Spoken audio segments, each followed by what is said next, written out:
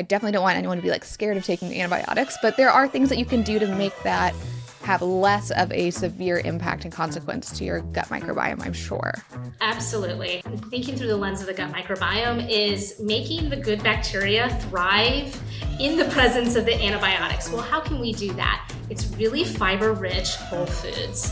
Okay. Fiber, as well as fermented foods, because they have those natural probiotics that can really help. So combating in that way. Hello and welcome back to another week of Calling in Sick. I'm your host, Alex Wildison. I have a guest for you guys this week, and I'm so excited. It's Dr. Stephanie Culler. She is a microbiome PhD badass who is the co-founder and CEO of Persephone Biosciences, and they have done some amazing work really at the cutting edge of understanding what's going on in our guts and what we can do about it. Her background was in cancer research and understanding the microbiome of individuals going through chemotherapy and how their guts evolved and changed because of the medication, stress, and life that they were living. After becoming a mom and some conversations, she decided to look at infant gut microbiomes. And the findings that came out of her research are truly astounding. If you guys watch the episode, you will see my jaw actually fall to the floor. Babies today, due to a billion different factors that are out of our control, are born with weaker gut microbiomes when compared to ourselves, our parents, and our grandparents, which is terrifying when you hear it at first. But the good news, I can settle your fight or flight response that might be going off right now. There's stuff that you can do. Although the gut microbiome becomes solidified in those first couple of years of life, as an adult, you can fix, you can tweak, and you can make your gut microbiome healthier. Now, those of us with chronic illness, the other interesting thing that's come out of her studies is that people with chronic illnesses often have a dysbiosis in their gut. Now, to be abundantly clear, at no point in this conversation are we saying your gut health is the reason you have a chronic illness. What we are saying is that your gut health definitely interacts with our chronic illnesses, the development, flare-ups, and stages of them. So in this conversation, we dive into that whole world, really understanding the nuts and bolts of chronic illness and the gut microbiome. And because you know it's me and I'm a solutions girly, I pressed Dr. Culler for some answers on what we can do today to help promote a healthier gut microbiome, and what she thinks the future looks like for personalized medicine with the gut microbiome and how that impacts chronic illness. So if you're in your chronic illness journey right now and you're having food sensitivities, you're nauseous, you're having strange digestive issues, you're sluggish, you have brain fog, this episode's for you. You'll walk away with new information, a new appreciation of your gut, and some excitement, I think, and I hope motivation to make some small tweaks in your life to feel a little bit better. But before we dive into that, quick little housekeeping. If you haven't followed, liked, or subscribed, please go ahead and do that. Every single one of those things helps push this podcast out to the people that need it the most. This episode is for anybody with a gut microbiome, so feel free to send this episode around to your friends and family. I think it'll be helpful for them if they have any kind of inflammatory thing going on, be that no appetite, nausea, indigestion, eczema, food allergies. Hopefully they'll be able to walk away with some tangible next steps to feel a little bit better and potentially even push off chronic illness development. And because we're talking gut health this week, and TLDR, fiber is a big main character in that whole chain of reaction, my Alex's picks of this week are focused on gut health. My first pick, obviously, is Persephone Biosciences Pro and Prebiotic. It's marketed for babies and toddlers, but be very clear, Dr. Culler herself takes it, so you can take it as an adult as well. I'll try to get a discount code for y'all, but link in the description below. My second pick of the week is Hilma's fiber supplement. If you, like most people in this world, aren't getting enough fruit and vegetables in your diet, and guys, the recommended amount is astronomically high. When you actually put it in a table, it's a lot of food. So more likely than not, you might need a little bit of assistance or supplementation on your fiber intake. One of my favorite fiber supplements is by Hilma. Put it in your smoothie or a water, and you can knock out your fiber intake needs for the day. I'm a chronic illness girly. I don't have enough energy nor appetite to eat all of the fiber I need necessary, so little cheats like this that aren't actually cheats and are benefits to my life, I'll sign up all day long. Alexandra20 will give you 20% off at checkout. Be sure to check out their gluten and dairy digestive enzyme as well, because wow, I swear by that thing. Link and discount code in the description below.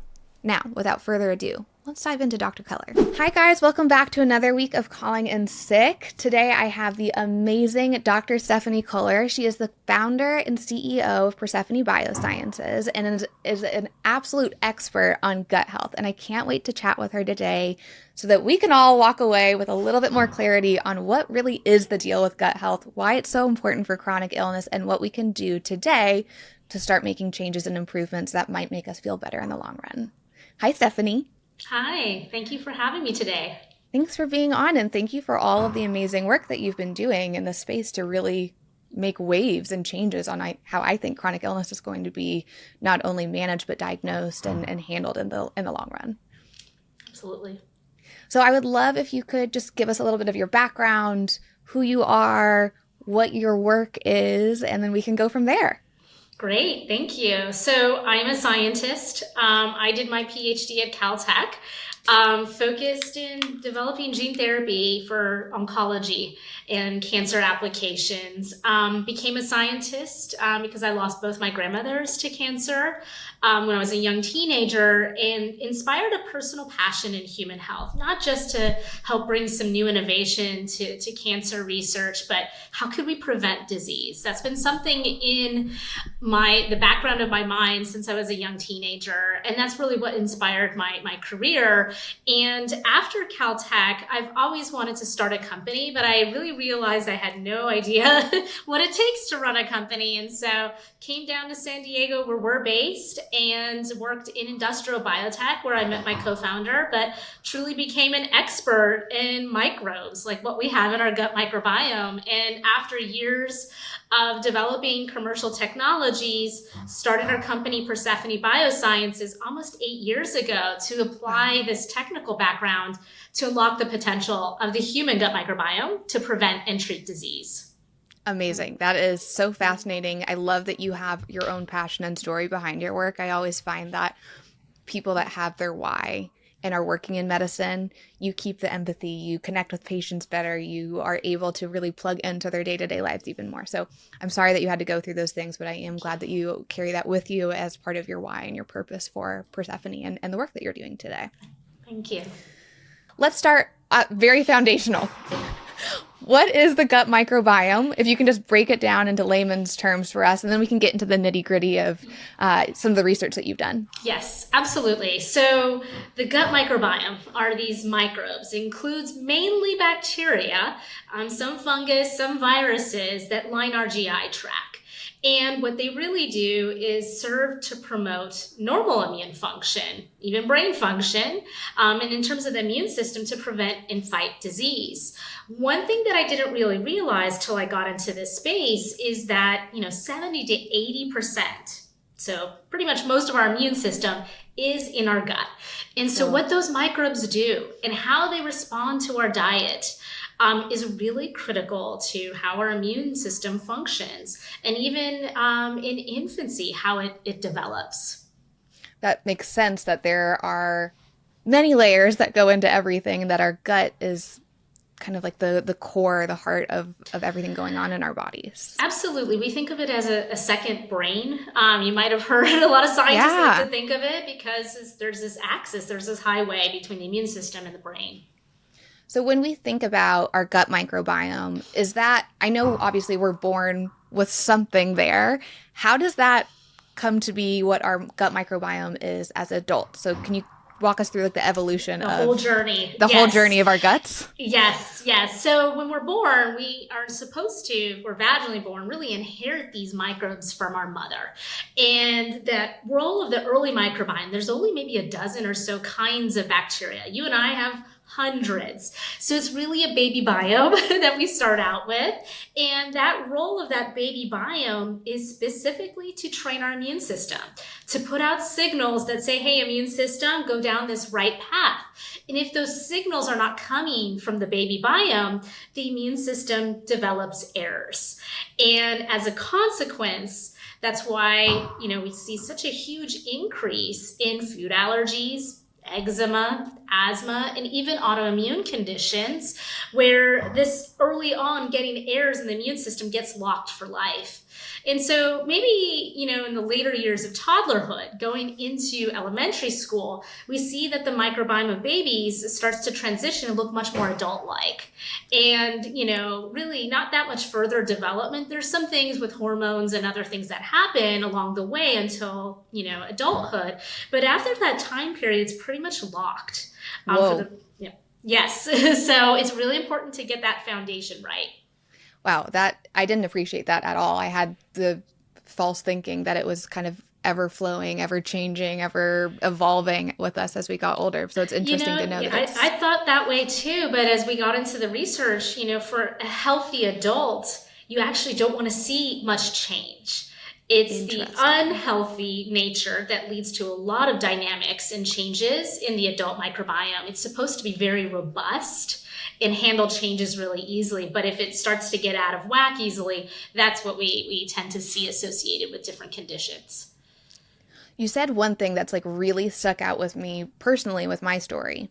I had a vaginal birth, but when I was born, I tried to get my first breath of air a little bit too early and just inhaled mucosum and had to get my lungs suctioned out within my first 5 minutes of being alive. Oh my gosh. As a toddler, terrible food allergy. I think I had 13 food allergies, awful eczema, and now as we know it, had this mixed connective tissue disease, autoimmune issues that really probably started maybe because of that, it sounds like. But all those things were also treated with antibiotics when I was little because that was the treatment protocol for those things in the 90s. So personally, I would love to kind of dive into that. Like what was the impact of those things? Yes. So, when I found out that this was a problem, and, in addition to being a scientist, I am a mom. I have a 4-year-old daughter, and who's inspired this research into the infant gut microbiome beyond oncology. And, when I found out that there was this problem in the infant gut microbiome, I didn't really know exactly what it was. And because of modernization, and modern medical practices like antibiotics that you mentioned, C-section births, formula use, even the Western diet, babies today are not getting those right microbes. They're missing them. And so it's basically babies born today, even late 90s, 80s, grandma's microbiome didn't have this issue. We didn't have this issue 100 years ago, but we do now. And the impact of antibiotics is really significant, especially as a little kid, because as I mentioned, we only have a few kinds of microbes. And so the microbiome of the baby really can't tolerate the impact. Yes, antibiotics are lifesavers. And in many cases, we need them to survive, but they have unintended consequences in terms of wiping out our microbiome. And kids who tend to get those are at much higher risk for developing these atopic disease conditions, even autoimmune disease. And we even see that in our own studies.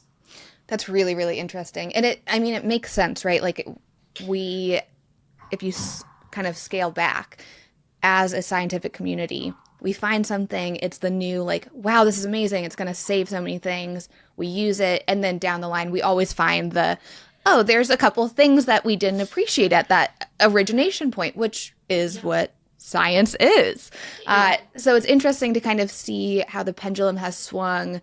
I think it went from probably over-prescription of antibiotics, now maybe an under-prescription of antibiotics. So hopefully there's some happy medium. But with thinking of all of those things in mind, what should you do if you have a kid or you're an adult and you need to take antibiotics? I definitely don't want anyone to be like scared of taking the antibiotics, but there are things that you can do to make that have less of a severe impact and consequence to your gut microbiome, I'm sure.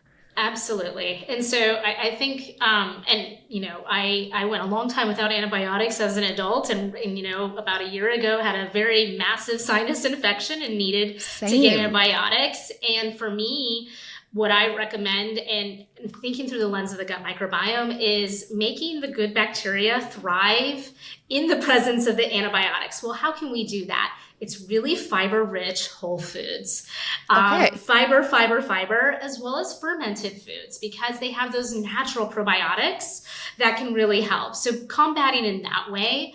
And then there's some probiotics that can support this. And that's something, with the product we've developed, we firmly believe in as well. But thinking about that diet and how your microbes will be very happy, even in the presence of antibiotics. And is there a timing, I guess I'm trying to think of it practically. If I am on an antibiotics course right now, should I be doing those fiber-rich diets alongside it? Should I wait till after? Do antibiotics start us from a zero foundation point we need to rebuild after? Or how should I think about that? It's a really great question. I would say during that, there's a lot of research right now on the timing and what happens even, hours into taking antibiotics to on a daily. So some great studies mapping that. We've even done that here at Persephone. And really thinking about that diet immediately, because it will have a significant impact. Now, there have been great studies on looking at the long-term impact of antibiotics. For some people, it has a multi-year impact, meaning that if you had lower diversity, normally diversity, so the kinds of bacteria you have, the more kinds is associated with better health and better microbiome function. So, and that's normally driven by diversity of the food that you're eating to keep them in check. But people who are, high in diversity, antibiotics may have just a minimal impact. But for those that are lower in diversity that may already have other chronic conditions, it could be almost, permanent and multi-year, it may not even recover from that. And so, and we see some conditions even rise from antibiotic resistance. So it's rather tricky, but antibiotics could have a long-term impact is the bottom line. I think that makes sense with everything we know today. Yeah. And when you're talking about having a diverse microbiome and kind of that evolution someone with a chronic illness might have, is that you're starting from behind the starting point line. Yes. And then you consistently are having an immune system that's compromised and you're sick and you get sick really, really fast and more severely than others and have to take antibiotics. So it's like this punch that just keeps going down. So where's the hope? Where can we, where do you see that shift changing, I guess? I see that really with the help of therapeutics, where things, microbiome therapeutics, where there is some hope is that for people who have suffered, I don't know if you've heard of this infection, Clostridium difficile or C. diff. Oh, yes. As people say, it's a massive infection that often can become antibiotic resistance. And what has been a real cure, has been fecal transplants. And 95% of people who have recurrent C. diff get cured by fecal transplants. And there's 2 versions of that have been approved by the FDA for treatment of C. diff. Yes. So with that in mind, it is very encouraging. This is one example, but could we apply fecal transplants or even more refined microbiome therapeutics where it's just the strains themselves? With the right prebiotics, could we get there to repair microbiomes in this situation? I'm very hopeful, and it was great that we've been able to show such an impact in C. diff. I mean, that's huge. And to think that there's now a solution for something that used to be terrifying, candidly, as a chronic illness person, that feels like, oh, your life is shifting yet again and really, really poorly. And for so many people, it has within minutes. A lot of people have reported that it has saved them, and it has. And so, I remain optimistic that we can start to use something like this to help people. I love it. And maybe one thing that we can do is, because I'm sure there's people in the audience going, a fecal transplant, literally WTF. So when the gut microbiome and gut studies kind of came to the forefront, I feel like it obviously went in front of the chronic illness people first, because we're always the people searching the internet SOS, give me the Hail Mary. And leaky gut became a very popular topic, and antibiotic resistance became a popular topic, probiotics, prebiotics, fecal transplants. how do we know what to like really have a BS radar on, I guess? And how do we know like when something has evolved from, hey, this was like really true scientific research that now someone healthy that's an influencer online and has probably no background and no right Yep. really talking about this area is now trying to like sell you on something. So how do we look at that? In the way I do, even as a consumer myself, beyond a scientist, is really peer reviewed. Has the right clinical research been done? Or are the studies bogus? Is there any real truth to this? But I would look for the rigorous science. I would look for real clear conclusions if this product or method or the research doesn't work. What are the statistics around it? And that's, essentially what we've been trying to do, because we are a biotech company, on really understanding what's wrong in the microbiome of these different populations to fix it, but using statistically significant research. And I think that's what consumers these days need. How can you tell the truth? You can only tell the truth if it's been really peer reviewed. Totally. And there's extensive research on it. Totally agree with you. And I think it's so easy to get swept up in anything that's popular or buzzy, but there is so many really good peer-reviewed research and directions on this arena that we're talking about right now. So I'm excited that we have someone like you to kind of cut through that BS. I said leaky gut earlier and you had a reaction to it. So I would love to chat a little bit about it, because I don't even think I don't know what leaky gut really means, and I don't know how that impacts chronic illness. Yeah, so the definition of that is really intestinal permeability. So things that can leak in from our GI tract. So microbes can be leaking out, toxins, metabolites, they can be leaking out, fungus, for example, which is very rare, but that can be leaking out. There is emerging research that is something that is true. What has been challenging, and again, we are researchers, we're looking to understand this better. It's hard to understand in the human body when that is happening from a diagnostic. Like, how do we diagnose that, right? Yeah, how do you measure it? We see certain things in the stool that suggest that. We see inflammation markers, like proteins that suggest, okay, this is a very highly inflamed environment. And so that is what has helped us understand it's likely that there may be this type of situation. But honestly, it has been a challenge from a diagnosis standpoint. And I think there's been extreme hype without, we as scientists really are still learning on it. There's a lot of mechanisms we're still trying to understand. And to what I was saying, diagnostic, like how do we really diagnose this? It is something that we think is really happening. It is clear that in highly inflamed situations, this type of thing is happening. We've also observed this in animal models. And so we know this is happening, but it's really hard to track. And it's hard to understand if somebody has, complains of some kind of GI function, not a clinically diagnosed disease. Right. Just, I've always had gut issues. It's really unclear. But I would say it could be the case that we start to understand this better in the context of disease, because those two kind of go hand in hand together with the inflammation. Well, that is music to my ears. I am someone who has had so many gut issues my entire life. Obviously started with all these really intense food allergies where I was anaphylactic to 13 different foods. And now, thank God, just 2. But still, my intestinal lining and everything is just, it seems angry all the time. But nothing diagnostically has ever shown proof of an IBD or an IBS. And I've had all the scopes and whatnot. And ultimately, I actually turned kind of to functional medicine to be like, what the hell is going on with my gut? I don't understand why I feel this way all the time. Yeah. And thankfully there were some answers there, which was great. But you're so right. Like there's not a way to capture a good image of why we're feeling that way quite yet. But you're on the cutting edge of it. So I'm sure you get kind of like little bright spots to go, there's a light at the end of the tunnel. It's coming. Yes. Is there anything that you are seeing right now that's kind of pointing to diagnostics improving? Definitely. In the microbiome space, we typically how we try to think about your inside your gut is looking at poop. And so our tools to better understand what's happening and analysis on poop is getting so much better.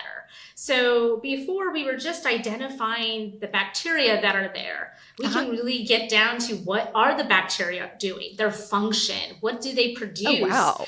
And then, even as I was mentioning, these markers of inflammation, we're just starting to get there with single cell techniques, different ways to monitor this that are giving us a much better picture of what's happening inside the human. So more of a holistic approach to understanding the gut health. The more types of data we could get in, the better our understanding is. And so these precision, I would call them precision tools, have been really starting to get better over the last decade. I love it. That's amazing to hear. And I think you just said something that really resonates with me too, is that you're looking at this from a more holistic perspective. And earlier in our conversation, you mentioned that the gut is responsible for, 60 to 70% of our immune system. So the gut is responsible for so many different systems in our body. Yeah. Maybe we can dive into that a little bit too, of what are the consequences or the trickle down the train impact of having a not healthy gut microbiome, or maybe said another way, just like a weaker gut microbiome. Yeah, absolutely. So it matters kind of like in where we are in our like health span, our lifespan. For babies and toddlers, having an unhealthy microbiome is really of concern, because that's when the immune system develops, and it develops for life. It gets locked. That kind of first 100 days, first 1,000 days is when it's developing. It's child development. Yeah. I didn't even know this either until I got into this. I'm not a mom yet. Yeah. I'm hopeful to be one in the future, but that is holy cow. It's imprinted. That's what happens, is that the microbiome in our gut is responsible for imprinting that immune system, because we're born and it's not really developed. And so that's what's happening. And it goes very rapidly in the first few months and then continues. But it's really that early time period that sets that stage. I was mentioning those errors. And so for children, that an unhealthy microbiome can have lifelong consequences. Yeah. Right. And so it puts them on a path that they will be on. And that's something that we're trying to better understand, to put them on that right track. But then as adults, how do we help that? There's been a couple studies that have come out in the last few years suggesting that upwards of 70% of Americans, 60 to 70%, or 2 out of 3 Americans, complain they have some kind of gut issue, whether it is diagnosed or they themselves have struggled with the diagnoses. They don't know what it is, right? They may have other conditions that may be playing a role. It's really unclear. And so in that state, it's kind of a back and forth, because you might have a condition, then your microbiome is responding to that, and may promote the wrong microbes, or you've had medications that tend to kill the good bacteria, and then all of a sudden you have an imbalance. And we've seen this because we've been profiling cancer patients to develop new therapies for them. In advanced stage cancer patients, unfortunately, we have seen this in real time. Those that tend not to respond to cancer drugs have an unhealthy microbiome. Well, what does that mean? Well, normally that means a microbiome that's heavily contains pathogens. Potential pathogens, bacteria that have toxins that have been linked to cancer, even in other diseases. And so when we see that kind of take over, and good microbes that really help our immune system, and they become the minority, that's for us what we think is an unhealthy microbiome. And clinically, we call that dysbiotic. So if that's something that you've ever heard, that's what it is. Okay. And when we see dysbiosis, I've dabbled a little bit in other healing modalities. I feel like traditional Chinese medicine talks a lot about kind of rebalancing that. Functional medicine obviously does. So how do you think about when you see kind of that devastating look of a very unhealthy gut microbiome? Can you reverse it? Can you change it? Yeah, so I think there's a couple of things. So the first way to really start to think about that is going back to diet. In the United States, the Western diet, we're really starved for fiber. The lack of fiber that feeds, and complex fiber. There's all kinds of different fibers in whole fruits and vegetables and whole grains that feed this good ecosystem. And when we are low in fiber, we tend to starve them and we do not give them the advantage. The unhealthy microbes take over. And so first and foremost, Is that because they feed on sugars and carbs they and do. whatnot? They Okay, do. so if you're having a protein carb, like a bland colored plate, Yeah. that's probably not going to be beneficial for your gut microbiome. But if you're having a colorful plate, is that kind of the right That's way a to think great about way to that? start to think about it. Okay. Yes, yes. And vegetables that are very fibrous. And again, the whole grains and introducing, the naturally fermented foods that contain the probiotics, the kefirs, the tempeh, kimchi, etc., to really nourish that system. That's how I think that's the best way. That's your foundational start. And then there can be, if we're thinking about dietary supplements, probiotics that have the right prebiotics. It's not trivial. Most probiotics, probably don't do much, but there are some that can. Every probiotic is different, but we're still kind of learning about that, and that's what our research is focused on as well. But yeah, that foundational food is really important. So I have one more question on the food part, but then I want to dive into pre and probiotics because I know you're an Yes. expert in that space and I have so many questions. For people with chronic illness, there's a large cohort that deals with like histamine reactions, be that MCAS or just slight intolerances to things. And fermented food is often on that list of no go. So, how do people know when they're at the point of, I can't fix this with diet alone, and I should look at a pre or probiotic to help me because I can't get it from my diet? I think there's a combinations of things to do, and this is where our field is still is in research mode. I would say it's like, what's truly actionable for everybody, and how can we personalize this? It's an area of our active research, and I would say to those people who are struggling there, it might be worth thinking about getting your microbiome analyzed. After really trying these types of incorporation of the right fiber for a period of time, is maybe thinking about that and just being knowledgeable. We're still learning about what's actionable, on like, if you change your diet, how does that impact the gut microbiome? That's active research for the entire space, including us at Persephone.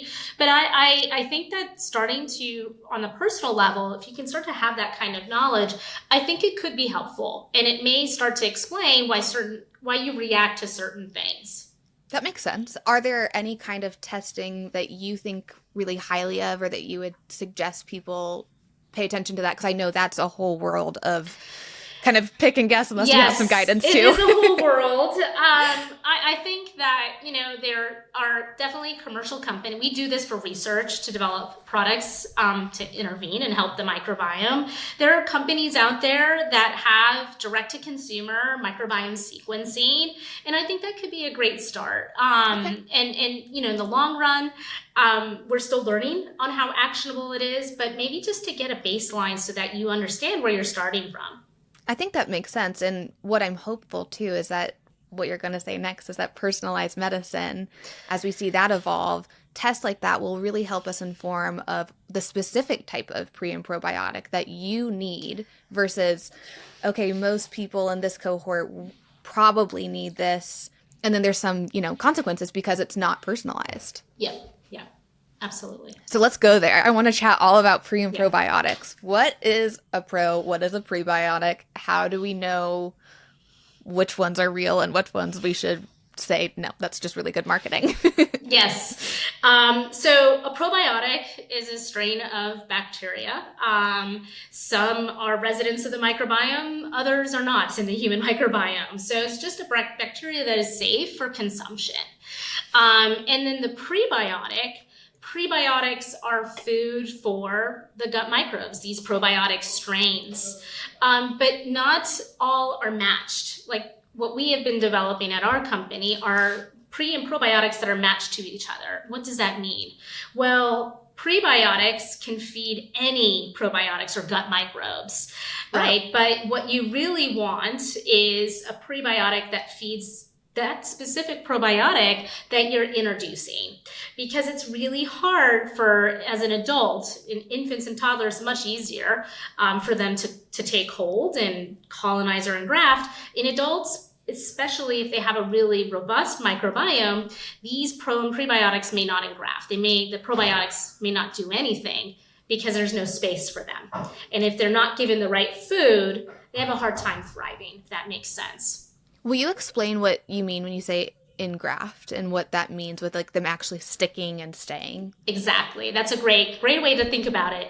Engrafting, or we also say colonize. It's like thinking about the early colonists in the United States coming over and growing. It's like that. It's like the bacteria, the probiotic getting into the gut and starting to multiply and grow and basically sticking around. In adults, that's really, really hard to do. And for a number of reasons. One is that many probiotics may not even make it to the gut. So, yes. Why is that? Well, the stomach acid can really reduce how many are alive that make it to the gut, right? And so depending on how something is manufactured or prepared or how it's introduced. The other thing is, as I mentioned, the right food for these bacteria. It's hard to figure out how these microbes thrive without doing a lot of research, like what we do at our company. And I think that's what's been, for the most part, the probiotic space is really actually an antiquated industry. And why we as a biotech company focused on therapeutics have tried to come into this space to really give consumers something that does work, that is efficacious, that we have true data that it colonizes or takes hold and grows, and does what it's supposed to be. And a lot of the industry has been focused on probiotics that may be found in milk products or cheese products from 100 years ago, older than more than 100 years ago. So the industry has just relied on that, and a lot of it has been marketing because these are things that have been in our food. And yes, there's been clinical research, but now we're at a point with these cutting edge tools that we can develop the probiotics that actually solve problems instead of just taking something that has been in cheese for many years and trying to see if it helps. I think that that's a really wonderful evolution, because why do we need to keep doing something that might not be working 100% of the time? Yeah. Excellent. Question for you. When you think about the perfect probiotic and prebiotic combo for someone with a chronic illness, does that look different than someone that is healthy with no chronic illness? Yes. We are developing something we think is perfect for that. I don't know if there's anything on the market really that addresses that. And it's also a challenge because to help people with chronic conditions, the FDA may think it's a therapeutic and not a dietary supplement. And so this is where it starts to blur the lines in terms of what the FDA has set out for what is a dietary supplement versus what is a microbiome therapeutic. And even for us, that challenges us because we are developing products that can help people with chronic disease, but we can't really say that. We can't say it could be used, treated, it's a treatment for you, or can maybe even alleviate your symptoms. They make it very difficult. And so I would say that in the next few years, where we're trying to push, there are other companies like us that are really science focused, that we need to better work with the FDA, that there may be an in-between path. Maybe it's not just a pure dietary supplement, and maybe we shouldn't spend a decade in the clinic but to get an FDA approval for a drug. But there's this functional category where, yes, it can give people with chronic disease some symptom relief and not to get in trouble with the FDA for being a dietary supplement. I think that's the next That's the future of what's happening now. This is the 2.0 or 3.0 of probiotics and prebiotics. I'm really excited about that. And I remember reading something this week while I was kind of prepping for our interview, and it was a study about how some pre or probiotic strain was being researched to potentially reverse like Alzheimer's or these cognitive diseases that Yes. impact and touch so many of our loved ones. So I feel like the 4.0 is also right around the corner, because pre and probiotics and gut health and gut therapeutics really are going to be kind of getting to like the root cause of all these chronic diseases that for so long we've not been able to say why they're happening. Absolutely. And that's been our vision from the very beginning, was always that any condition that you have, I've always imagined you either take a microbiome therapeutic that fixes your gut for that particular problem, or that you have access to something over the counter. Why can't we take a pro and prebiotic that we know reduces inflammation, as a starting point to always have around, even for our children? And then if we do get sick, there are these options, and that's where we've started in cancer, where the microbiome of cancer patients could have such an impact on their disease and their treatment outcomes, but there's nothing yet. And so that's the paradigm we see as the future. That's the 4.0, as you're mentioning. And more research is there, but we're definitely on that track. It will become part of our daily practice. It will be. Do you think that there's going to be, and this maybe is like way too sci-fi thinking, but do you think that there will be a world where there's very specific gut microbiome, used a word earlier and I'm trying to remember what it was, gut microbiome errors that are paralleled 100% to a specific chronic disease? So like, let's say lupus is here. Okay, well, that's because you don't have A, B, C, and D in your microbiome. And if we fix that, is the world, we reverse lupus? Yeah, I mean, I think that's part of it. Some diseases we know are genetically linked, some, partially genetically linked, but then now we're knowing microbiome is involved. Some things are environmentally linked. Yes. We are starting to get there with the microbiome. There are some diseases, gut diseases, that are associated with that. One such disease is colorectal cancer. There are certain gut microbes that produce toxins that lead to colorectal cancer. And we have that mapped out in animal models. We also have that mapped out in adults and have seen that. So we're starting to get that ability to better understand that, as well as what these bacteria produce that may cause these genetic changes in our human genome. We can't really change our human genome unless we take gene therapy, but the gut microbiome is malleable. We can change the genome of these microbes. We can have introduced different microbes. And so then all of a sudden the holistic genome is different. Oh, I'm so excited. I can't believe that we get to be alive during this time, where I really do think an evolution in this space will drastically change lives of people with chronic illnesses. Absolutely. Okay, one thing I would love to get into with you is, for right now, because that doesn't quite exist yet, when I'm thinking of what I can do, there are so many voices on the internet that say detox is what I should be focused on. And that kind of seems maybe counterintuitive to a healthy gut microbiome. So can you walk us through like what the impact of somebody who's going to say, all right, well, it's not here yet, I'm going to do the holistic lifestyle stuff, change my diet, detox, blah, blah, blah. Are they fucking over their gut microbiome? Well, I think depending on what people are doing, they could be. If you're whatever you end up doing, you could be starving the right microbes, have unintended consequences of what you're doing.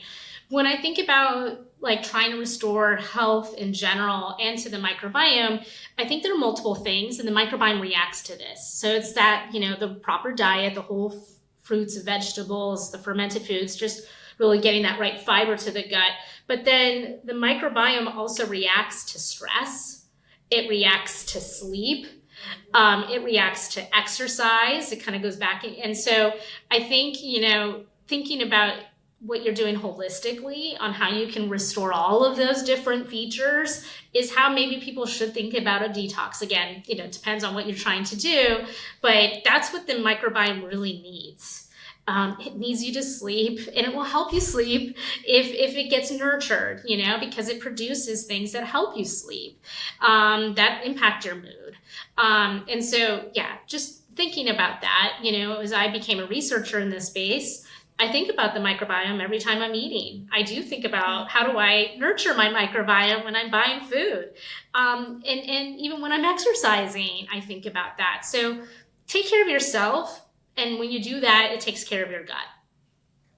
Well, that seems very positive and gives me a lot of hope that I can do things that are at home in my hands and make myself hopefully feel a little bit better. One other question that I had for you is your specific pre and probiotic.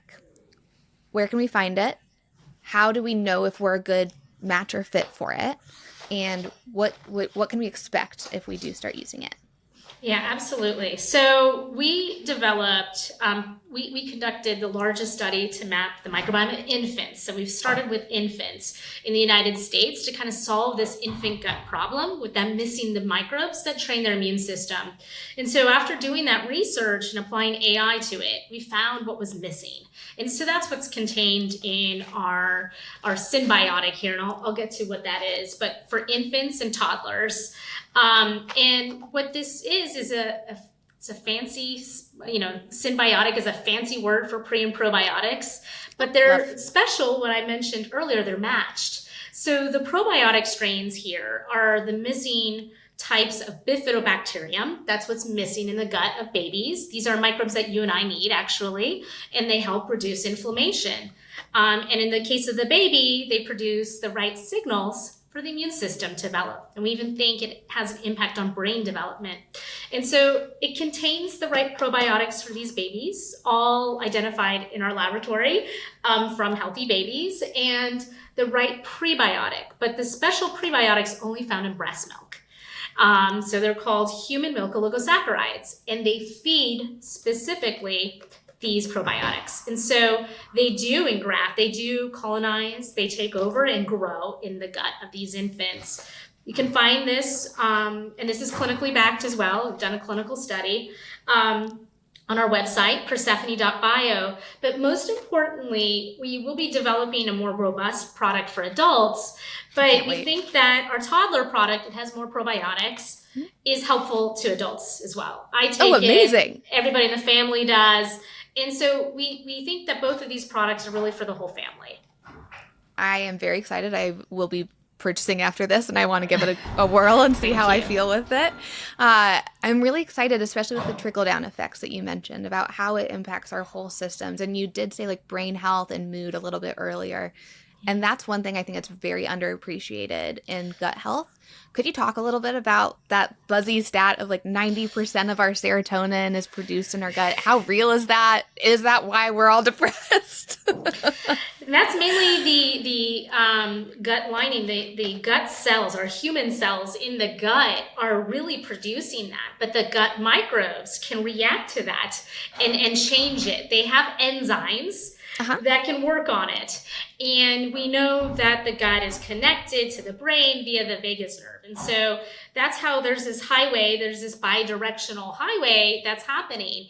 And the microbiome can help either cause imbalances in not just serotonin, but also dopamine, for example. And so we are learning a lot about how the microbiome is involved in that, and how if you have the wrong types of microbes can have a significant impact on that, and even your ability to want to exercise. That was a huge paper that came out last year, was motivation to exercise seems to be connected to what we have in our gut microbiome.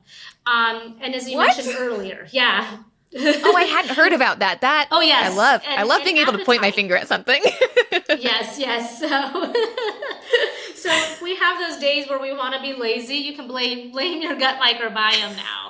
But it's truly fascinating how more and more we find that the microbiome is doing this. Our human body may produce some of these great chemicals for us, but then the microbiome changes it in a certain way that may be connected to these disorders and even our appetite. That is okay. So I just did some gut testing. So this is very topical to me because some of the results I got back were that my dopamine and my serotonin were so off the charts, out of whack. One was very high, one was almost at zero. Alongside that, my gut microbiome was not great. Like pretty abysmal, to be honest. So I know that I've got work to do there, but I'm really excited because it sounds like taking the lifestyle changes that I know I can do, taking a pre and probiotic that is clinically studied, clinically backed. I'm hopeful that I can see some changes there and probably, hopefully, get off antidepressants or anti-anxiety meds and be able to just manage it in a very normal and non-pharmaceutical way, which would be wonderful. Using clinical studied, pharmaceutical produced microbiomes to get off of pharmaceutical medications. I love that. I mean, it's really trying to build back the microbiome that's naturally supposed to be there is the thinking. Yeah. Restoring Mother Nature. That makes sense. And I'm sure that I have about 30 years of restoring that I need to do because of how I was born and having my entire body suctioned out of me when I was right out the womb. Yeah. Well, I'm so excited and so happy that we got to chat today. Thank you so much for walking us through the gut microbiome, why we might be feeling the way we're feeling systematically, and what we can do to really make some changes here. I think the gut can sound so overwhelming and so hard to cut through with all the information online, but really after this conversation, I'm honestly really motivated and energized because it doesn't seem so scary and out there to me anymore. Yeah. Thank you. Yeah, thank you. You're wonderful at breaking down information into really digestible bits. So it's been a pleasure to have you on. And for anybody that has curiosity to learn more, where can they find more information about you and what you're studying and doing? Yeah, so our website, Persephone.bio, is a great place to start, as well as our socials on Instagram, TikTok, at Persephone.bio. Amazing. Thank you so much. And before we close, because I don't think we hit it yet, so I'll just have P slice it in somewhere else. Will you share a little bit about the study that you did with J&J? Yeah, so the main study that we did was in cancer. So the baby study that we did was actually on our own without J&J. Oh, I had no idea. Amazing. Okay. Yeah, it was inspired by some conversations with people at J&J, and somebody there, the head of pediatrics, that ended up becoming our chief medical advisor. He's left J&J, and so that whole baby study was inspired by conversations, and we did this all on our own. So it was Persephone funded, and a true undertaking to do the largest study in the U.S. on babies. One of the largest undertakings, I would assume, because you have to get mothers and fathers to trust you. Yes, and to give us their baby poop. Yes, which is a very interesting ask. Yes, it is. And so thankfully we had a lot of interest. They're like, "What? You want to pay me for my baby poop?" I'm like, "Yes, please. I need as much poop as I can get." So thousands of poop samples later, 2 clinical studies, we have a product. Amazing. And for the audience that doesn't know what goes into a clinical study, I have a different lens because I worked in venture capital for a little bit and actually allocated to biotech companies. Yeah. So just like you. So I think it'd be helpful for the audience maybe to understand like what goes into a clinical study. How does it go from idea to now you have a product on market? Yeah. Several stages. For us, we do 2 types of studies. One we call observational, where we're observing what happens. So what's happening in the microbiomes of babies? And that's where we set the infrastructure to collect all those diapers and do our analysis. And what goes into that is really, we call protocol development. So what is the design of this study? That actually takes a long time because we want to make sure that after we collect the poop, and we analyze the data, we're going to get the right outcomes that we need. You can actually use the poop, We can actually use the poop and use the data to do what we want. And for us, it was develop a product. So we wanted to answer the question, well, what is the problem of the microbiome in babies? How's it not working? And use that data to develop a product. So basically AI said, okay, this is what's wrong. And then we developed a product to fix that. And then the second study is us evaluating, well, does this product fix the problem? And so that was the second study. And that one was much more rigorous and difficult because here we are giving a product to a baby as well as toddlers and having parents trust us. Right. That our product is safe. Our product is obviously very safe, but that's the most challenging part, I would say, beyond designing the study is parent trust and, the study participants who have been wonderful. These are all great supporters of the company and folks that actually have participated in multiple studies. That's awesome. I always think it's also very interesting. Sometimes there's conversations online of like, oh, look at who funded different studies and whatnot. But coming from the venture side, investors really aren't that integrated into what you're actually producing at the end of the day. That's the founding team. That's the scientist. That's the medical background. Yes. That doesn't have injections of the kind of commercial world, really. So maybe you could talk to us a little bit about like how you do interact with investors and how those people do plug or don't plug into the final outcome that you get. Yeah, that's been great. And as a scientist, I've had to learn to interact with the investor community. When I started the company, I knew zero investors. I don't know about laureates. People got the Nobel Prize. Yes. But I really didn't know investors. It's a whole different world. It is a whole different world. Mm-hmm. And so we went through Y Combinator very early on to help which is us huge. Which is For those that don't know, Y Combinator is like going to Harvard. Yeah. And it was an amazing experience. I learned so much about how to grow the company, scale the company, but also how to interact with investors and how to develop that network. And investors, both angel investors, families, and VCs have been integral to our journey and our success, believing in us before just an idea. Those early investors have supported us and supported this journey. And also when we said, hey, we want to expand into infant health, they supported us as well. It does take funding to do this. And while we have applied for government funding, funds are very, very limited, especially for studies of this scope. Oh, 100%. To get funding into something that has binary outcomes, it works or it doesn't work. Yeah. Cuts out a whole world of capital that you then don't have access to. So you have to get creative. You have to find different ways to connect with people at a really personal level, honestly. And I think it's the storytelling. It's the, hey, these are the facts of what's going on in all of our gut microbiomes. For people that are parents, here's what's going on with your kids. Here's what their future could look like with and without paying attention to this. And that in and of itself, if it doesn't make you want to change your own gut microbiome, I think it's when you're responsible for someone else's. Yeah. That makes you motivated to want to pay attention, focus, and make change. So for anybody online that thinks through those, how the funding questions and whatnot, I hope that puts that to rest, because it really does come from a good place of wanting to move things forward and help people feel better. Absolutely.